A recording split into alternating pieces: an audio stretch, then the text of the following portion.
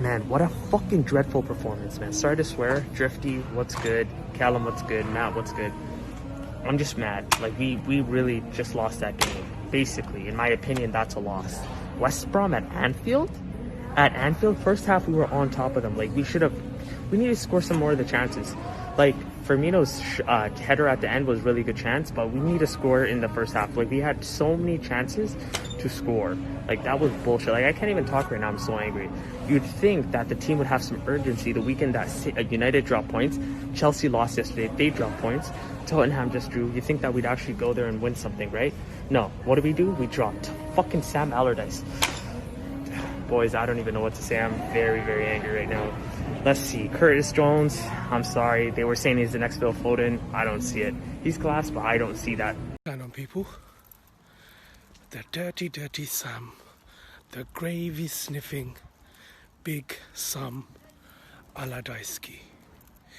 Yes, he came to Anfield with a masterclass plan and it worked. We have to be real. We have to give credit to big Sam Allardyce. We're the ones should be ashamed. That was an absolutely disgusting second half performance, yeah? We started really well. Everything was looking hunky-dory. But guess what? We got the 2 years ago syndrome. Well, that's exactly what happened. We should have won that game. But their dirty plan worked. And we got found out. Anyway, Newcastle's next. I want Thiago back ASAP. Yes, Kopish. Very disappointing today, man. I don't know what to say. We give out donations to all these small teams. But when it comes to the big teams, we are 5-star. West Brom is a shit team. Mind my language. We gotta beat these teams. Forget the defence. Even with a shit defence, our midfield to the forward players are on another level. West Brom can't touch us. But guess what? We got touched. I know it's a draw. We gained a point. But I see it as a loss, man. We could have been 5 points clear. 5 points. Now we're only 3. If we draw or lose another game, it's done. It is done. Just want to say again, big up Kopish every time for letting me and viewers have our say on your show. And yeah, I really hope you enjoyed this video. The result today, Liverpool 1, West Brom 1. I feel like it's difficult to judge how the players played, because I feel like in the first half we did play well, and I think when Mane scored, I thought we were gonna go and get. Just want to say again, big up Kopish every time for letting me and viewers have our say on your show. And yeah, I really hope you enjoyed this video. The result today, Liverpool 1, West Brom 1. I feel like it's difficult to judge how the players played, because I feel like in the first half we did play well, and I think when Mane scored, I thought we were gonna go and get another goal, because that's how it seemed like the pattern was gonna go. But I just feel like in the second half we tailored off, and I don't think we deserved to get anything out of this game. With the way we played in the second half, I think a draw was a fair result. And what's annoying about this result is that we know West Brom are going to do this. We know the profile of Sam Allardyce. We know he's going to set up shop. He's going to block the midfield. He's going to block defence. And he's going to ensure that West Brom are defensively sound, so we don't get any space in behind. And I just feel like we played into their hands, to the sense of we let them get comfortable in the game and we let them execute their plan. And in the second half, they executed it well, because in the second half, they equalised from it. And it's kind of annoying because we know West Brom are going to do this, but we allow them to get comfortable in the game. And that's why I think we lost. Like, other performance, like the Fulham game and the Villa game, we played terribly. But this game, the first half we were good, second half we allowed them in the game. And to be fair, we got what we deserved, man. We weren't clinical, and I think we dropped points in this game is because we were naive. It's just simple. So hope we get a better performance against Newcastle when we move. Well, lads, 1-1 against West Brom, and I'm not happy at all. And that game was there for us to win today. All the top 6 drop points. We had to take advantage of that, and we didn't. And it goes back to Fulham, 1-1 there, 1-1 here against West Brom. Come on, you've got to do better than that, lads. And I'm just frustrated and really disappointed because we could have got that win today, make us go 6 points clear. Now, Curtis Jones for me made a stupid mistake today and let that goal in for West Brom. He's really good. I'm not gonna deflate him because he's a really good young player, and I need to get behind him now going forward because he'll learn from that. And I thought Reece Williams coming on, I thought, still very young, but he'll learn from it. But at the moment, he's just not the experience we need. I thought that Mane got the goal. Just overall not good result, and I wish we could have won that today.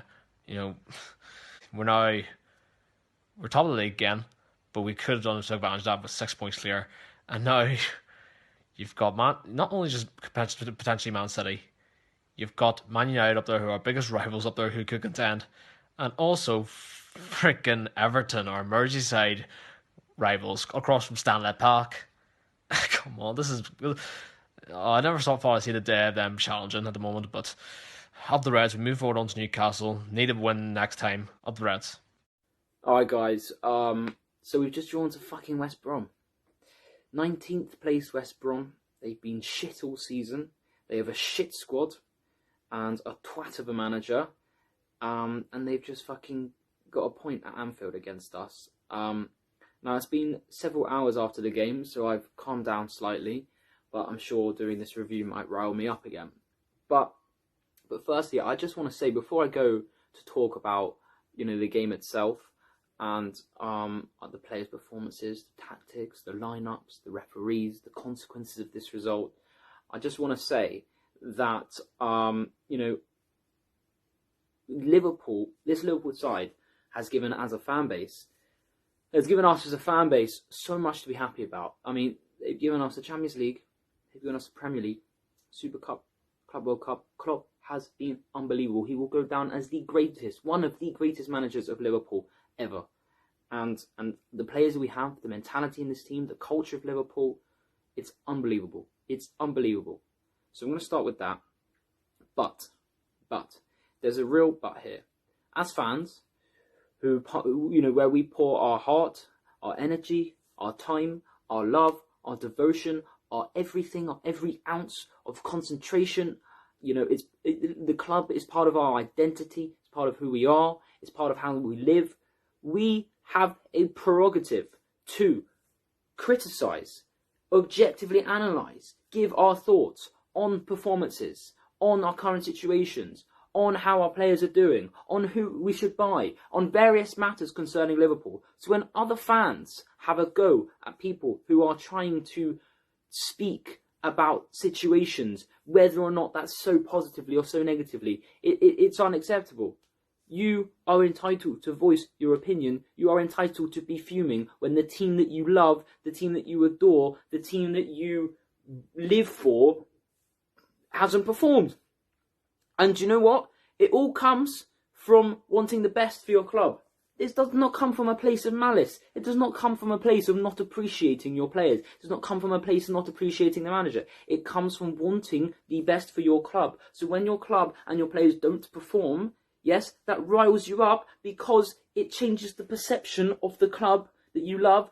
It changes how other people view your club. And you want other people across the world, across this country, other fan bases, you want other people to view your club, view your team in the best possible light as well. So that's a contributing factor as to why we're annoyed and as to why you can be annoyed. All right, so now onto the game itself. I know I've crossed the 90-second mark, but I cannot be confined by time limits because there's too much to speak about, and I think I love my club too much to be able to hold in all my emotions for 90 seconds. But nonetheless, the game itself, we were shit. Everyone knows we were shit.